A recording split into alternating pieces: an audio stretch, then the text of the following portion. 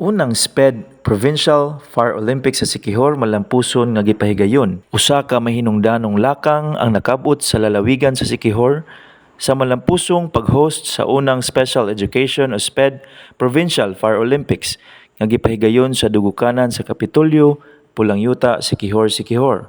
Ang maong kalihukan nagtinguha sa pagpauswag sa kahibalo ug kasanayan sa mga kabataan nga adunay espesyal nga panginahanglan pinaagi sa usa ka talagsaong paagi sa pagsulay sa ilang mga abilidad sa lain-laing mga aktibidad nga may kalabutan sa kalayo ug kaluwasan.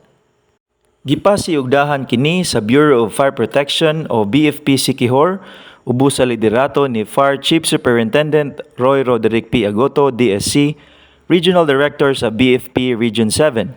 Pinaagi sa inisyatibo ni Fire Inspector Roderick S. Hamarolin, Caretaker Office of the Provincial Fire Marshal ug Acting Municipal Fire Marshal.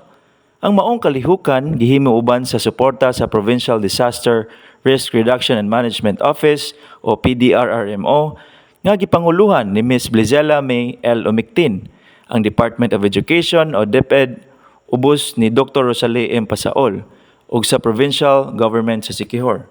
Gidala sa kompetisyon ang mga team gikan sa unom ka lungsod sa Siquijor nga napakita sa ilang kahanas ug kahibalo sa fire safety ug emergency response.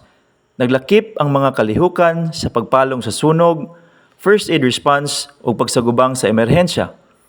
Pagkahuman sa dagang hagit nga kompetisyon, ang munisipyo sa Larena ang mipatigbabaw isip kinatibuk ang kampyon nga napakita sa kusog nga panaghiusa ug kahanas sa pagsagubang sa mga emerhensya. Alampuson ang maong kalihukan tungod sa suporta sa mga partisipante, ginikanan ug magtutudlo nga mibarog alang sa kahimsog ug kaluwasan sa ilang komunidad. Ang kalampusan sa SPED Provincial Fire Olympics nagpakita sa padayon nga paningkamot sa lalawigan sa Siquijor sa pagpataas sa kahibalo sa kaluwasan batok sa sunog ug pagpangandam sa emerhensya, ilabi na sa mga kabatan-unang na espesyal nga panginahanglan.